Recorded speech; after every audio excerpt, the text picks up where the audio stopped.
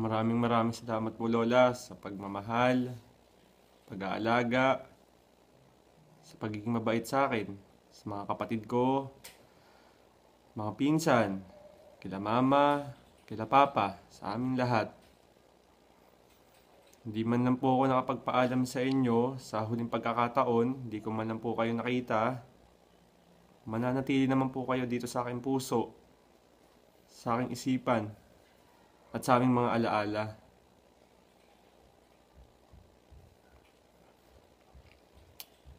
Lola, mahal na mahal ko po kayo. At sobrang mamimiss ko po kayo, yung pagiging masayahin nyo, yung mga pagbibiro nyo sa akin, yung pag nakikita nyo ako tuwing umuwi ako, lagi nyo akong binibiro, lagi nyo akong pinupuri kahit na napakapasaway ko.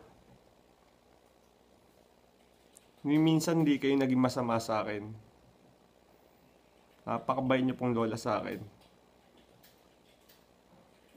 Masakit man po sa aking kalooban na wala na kayo. Matatanggap ko po.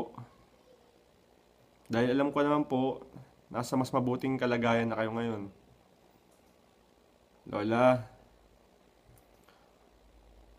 huwag niyo po kaming papabayaan ha. Lagi niyo po kaming gagabayan. Kayo po ni Lolo, ni Daddy.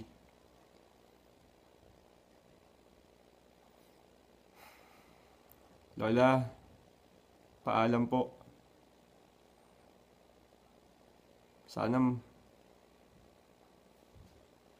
Sana dumating din po ulit yung time na upo ulit ang ating pamilya kahit hindi po man po dito sa mundo, kahit sa ibang mundo na po.